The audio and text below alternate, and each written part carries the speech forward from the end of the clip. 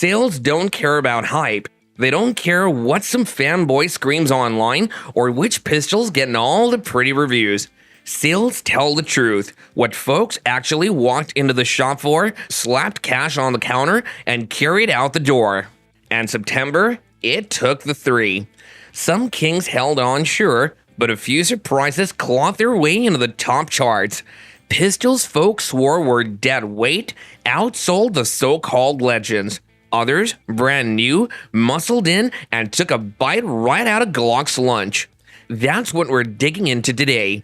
13 handguns, not the most hyped, not the most perfect, but the bestsellers of September 2025. These are the irons folks trusted with their wallets, and that's the loudest vote here. So buckle in, the list might just piss off a few fan clubs.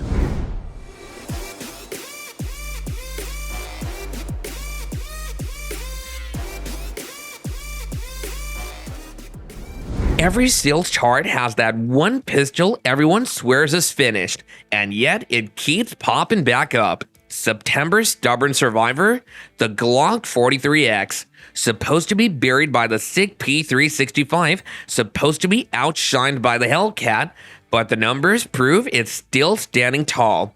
Guns.com and a couple of dealer reports showed it moving steady, not blowing the roof off, but strong enough to hold its spot.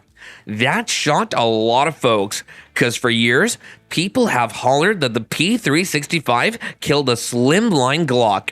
Springfield's Hellcat Pro was supposed to finish it off too, yet here we are in 2025 and the 43X refuses to fade. Why? Simple. It's Glock. Walk into any gun store in America and you'll see a 43X sitting in the case. They're familiar, they're everywhere, and every holster company's already got one for it. That matters more than internet arguments. Buyers don't grab it because it's the best, they grab it because it's the safest bet. Does it shoot softer than a P365? Not really. More comfortable to carry than a Hellcat? But it's Glock. Reliable, easy to resell, and carrying a name folks trust. September proved the 43X is still paying Glock's rent. Back in August, this pistol was a ghost.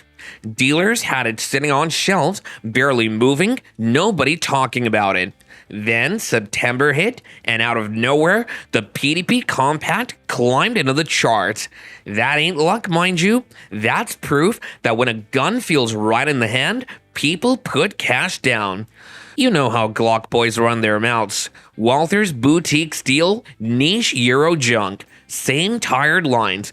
But at the range, that noise don't last.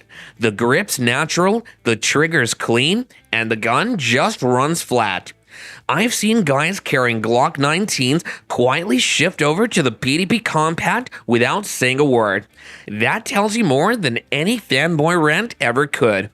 Reports from Guns.com and Shot Business even showed it pushing past a few Rugers and Tauruses in September. That's not nothing. These brands usually flood the budget shelves, but the PDP Compact still carved its way in. That's word of mouth doing the work. August ignored it, September proved it.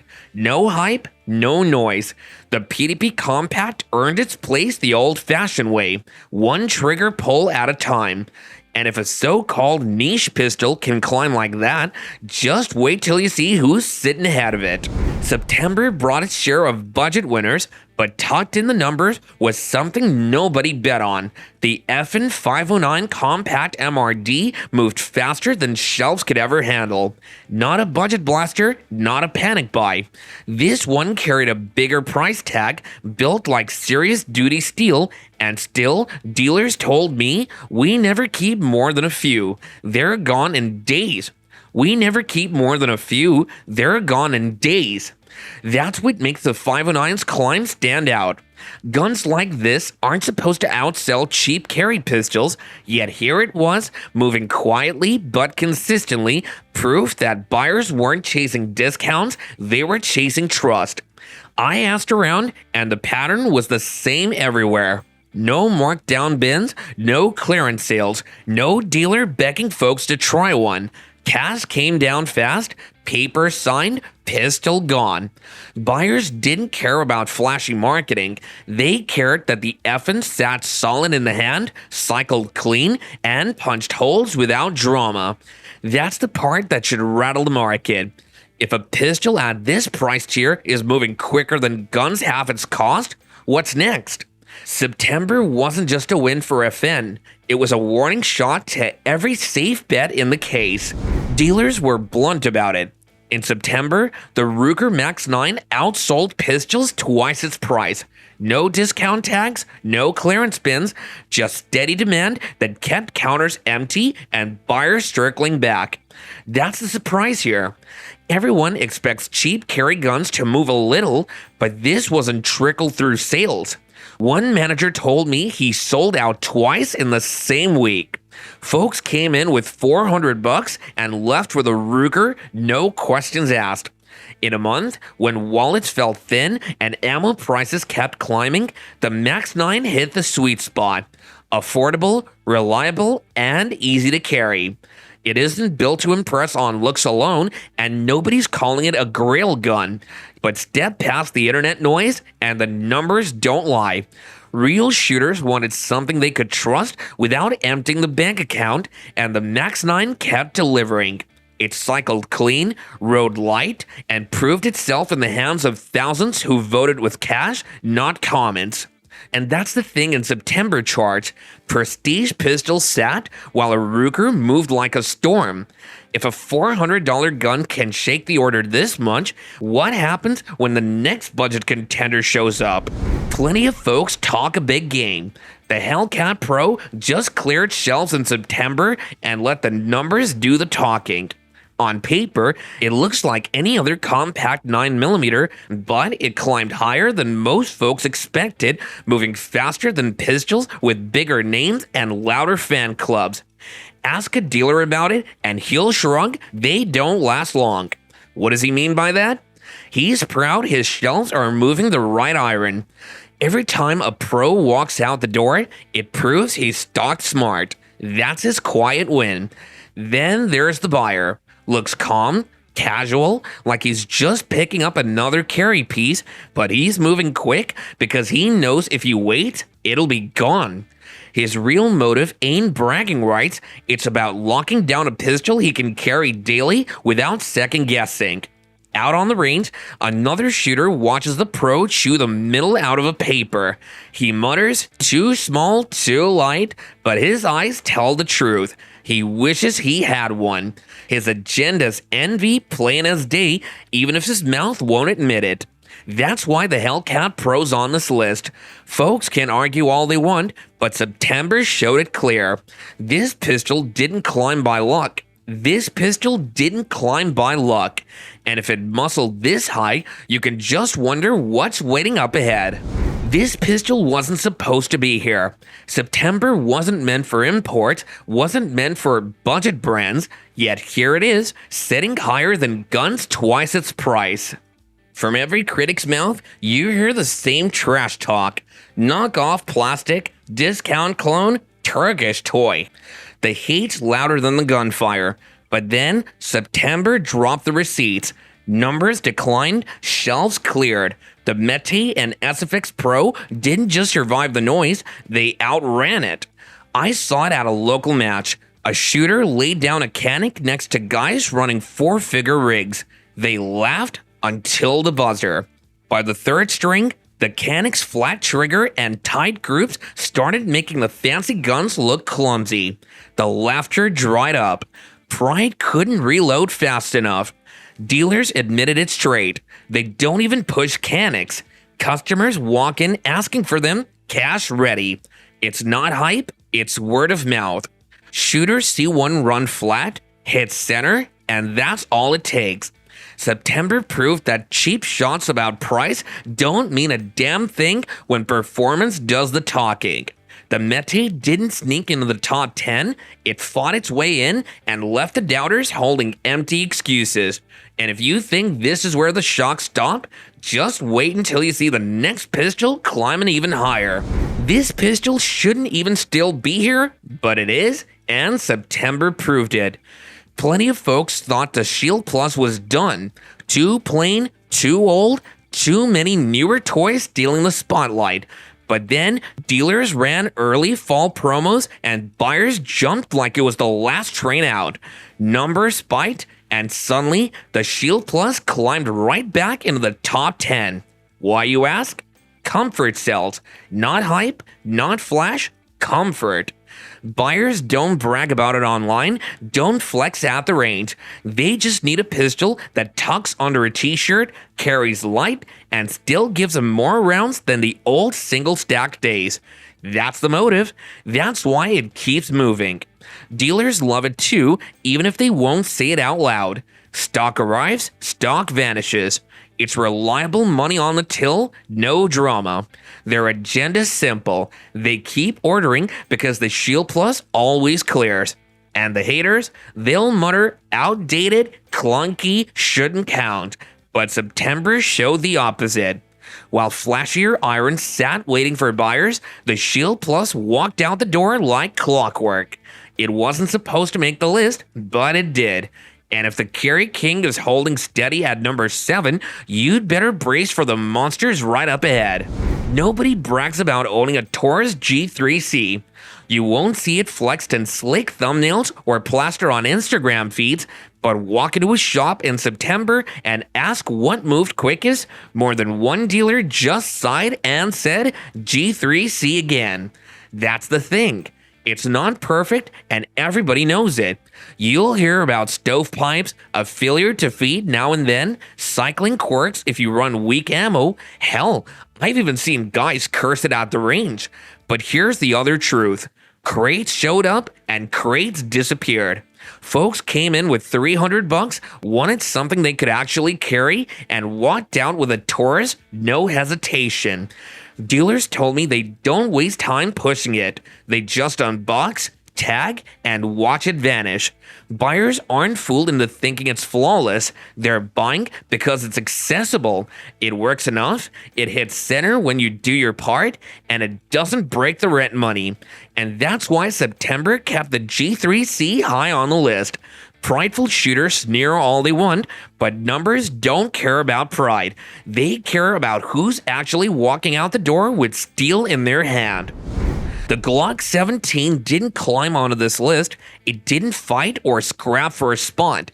It just stayed because that's what it does. September didn't give it a bump from hype or discounts. No promo runs, no influencer push. It moved like it always moves. Steady, unshaken, inevitable. Every shop keeps it stocked, every dealer knows it'll sell, and every buyer who is not chasing flash ends up circling back to it. Truth is, it's boring, no doubt.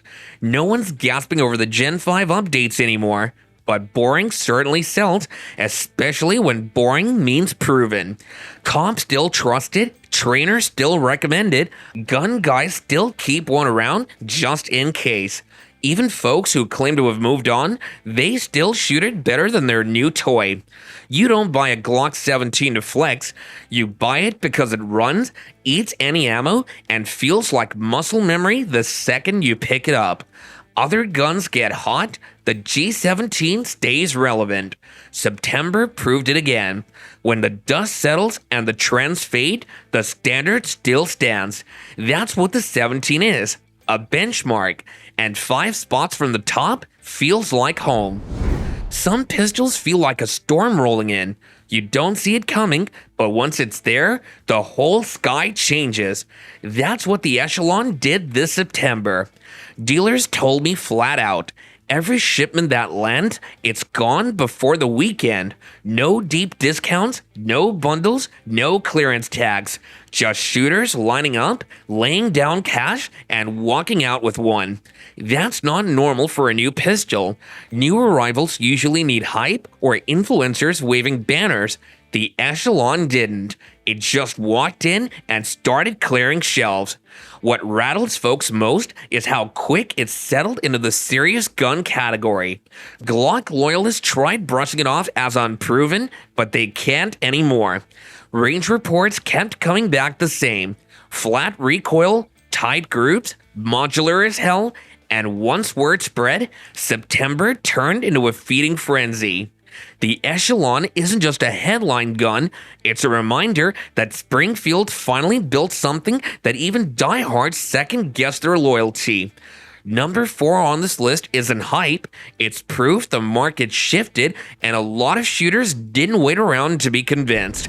Ask around at the range this September and you'll hear it. SIG owners couldn't stop bringing up the P320 right up until someone laid down a P10C. That's when the noise died. I watched it myself. Fella runs his P320 proud as can be. Bragged on the modular frame, the army contract, the real deal. First mag downrange, groups were fine. Not bad, just nothing that made the room stop. Next bench over, the P10C cracked off 5. Paper came back with one ragged hole chewed through the middle. Nobody spoke.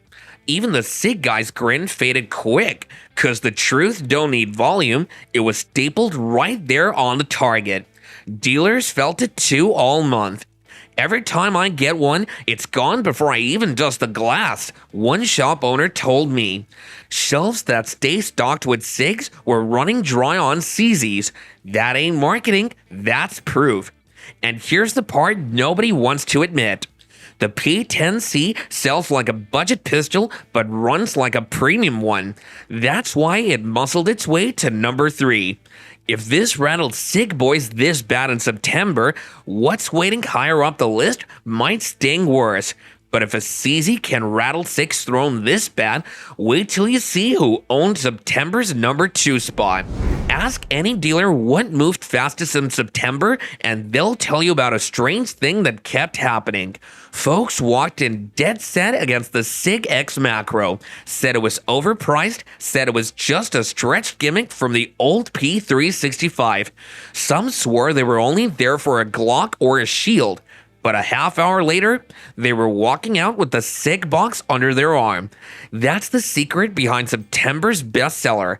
It didn't win over fanboys, it broke down doubters. People didn't want to like it, but the second they wrapped their hand around the grip, felt the balance, saw that 17-round Mac in a slim frame, the fight was over. I watched it myself. Guy at the counter trash-talked it the whole time. Too expensive, too flashy, I'd never.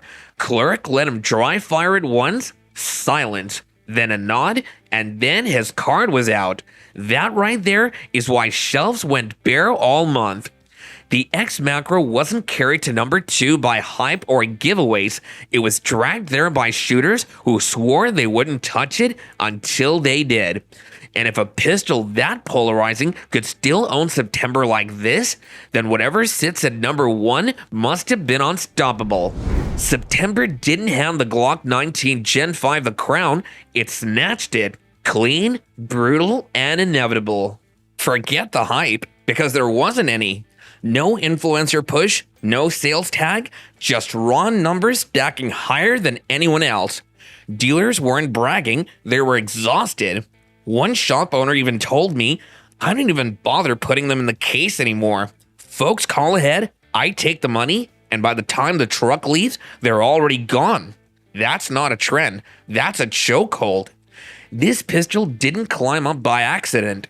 Cops still use it, trainers still reach for it when a new shooter walks in the room, and buyers, even the ones who roll their eyes at boring Glock, still circle back. Because the 19 does what every other pistol is trying to prove. It just runs day after day, box after box. September crowned a lot of surprises lower down the list, but at the top, there was no drama. The standard stayed the standard. And maybe that's the real problem. When a pistol rules this long, you stop asking if it's perfect, you just accept the throne. Some pistols never chase trends. They don't need TikTok hype, Gen 5 updates, or some optic-ready gimmick. The Beretta 92 has been around long enough to watch fads rise and fall, and in September 2025, it's still sold like a pistol that refuses to die. Gun shops told me plain. When one of these hits the shelf, an older guy, a first-time buyer who remembers 80s action flicks, or even a young shooter who just wants that steel gun, somebody walks out with it. No hesitation, no begging, no discount bids. Beretta still pulls steady cash. It's heavy, it's big, and by modern CCW standards, it ain't practical. But that's exactly why it keeps moving. Folks trust what's already proven in war zones and police holsters worldwide. Some pick it for nostalgia, some for durability, some just because they're tired of polymer toys and want to feel real steel again. And that's the quiet sting for Glock fans. No matter how many polymer updates roll out, this Beretta still drags buyers back every damn month. September proved it again. Steel doesn't fade, it outlasts. Sales don't hand out mercy. This month, some legends bled, and a few pistols Glock boys mocked climbed right over them. That's the truth the charts don't let you ignore. And now it's your turn. Which of these bestsellers earned their spot, and which one's just hot air? Drop it down below. I'll be in the comments ready to throw hands. I'm Steve, and remember, talk fades, pride breaks, but numbers don't lie. See you in the next one.